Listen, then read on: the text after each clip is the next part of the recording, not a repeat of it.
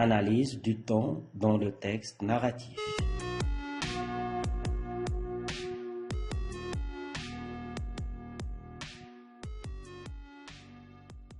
Une histoire est un ensemble d'événements qui se déroulent dans le temps suivant un ordre donné et une certaine durée.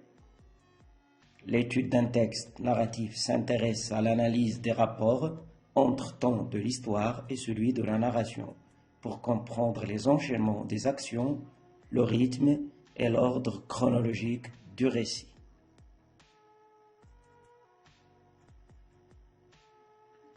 Position du narrateur.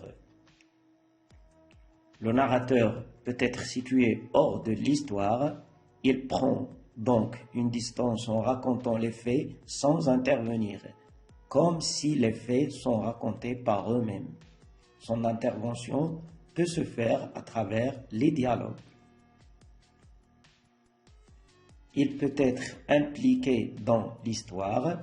En fait, le narrateur ici est un personnage qui rapporte ses propres aventures ou les aventures dont il était témoin.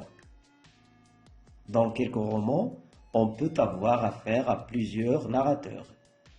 L'un cède la place à l'autre.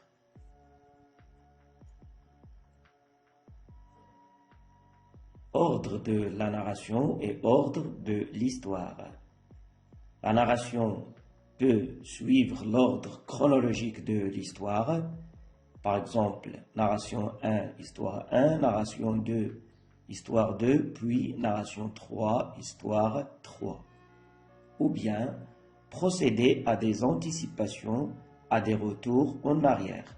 Par exemple, narration 1, histoire 2, puis narration 2, histoire 1, narration 3, histoire 3, et ainsi de suite.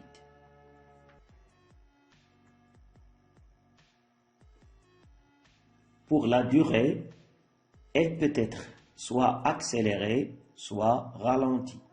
La durée de la narration et la durée de l'histoire peuvent varier selon le choix du romancier.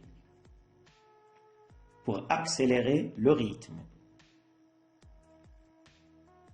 un auteur peut recourir à l'ellipse qui fait passer quelques événements sous silence. Ici, le temps de la narration est égal à 0. Le sommaire. Le sommaire permet de résumer plusieurs événements dans quelques lignes. Temps de la narration dure moins que le temps de l'histoire. Pour ralentir le rythme, la pause. La pause consacre des passages pour décrire ou bien pour expliquer dans des séquences narratives. Temps de l'histoire est égal à 0 ou bien le temps de la narration est plus long que celui de l'histoire. La scène. Dans la scène, on introduit des dialogues dans le récit. Et donc ici, le temps de la narration coïncide avec le temps de l'histoire.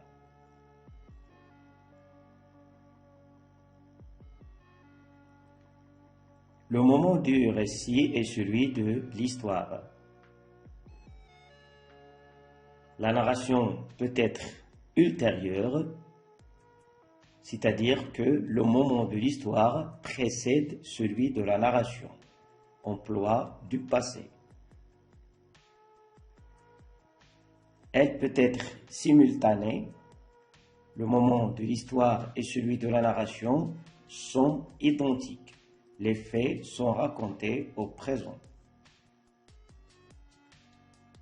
La narration peut être également antérieure. Il s'agit de l'anticipation des faits, emploi du futur ou bien du présent. La narration peut être intercalée. La narration et l'histoire peuvent alterner de temps en temps, comme dans le journal intime ou bien le genre épistolaire.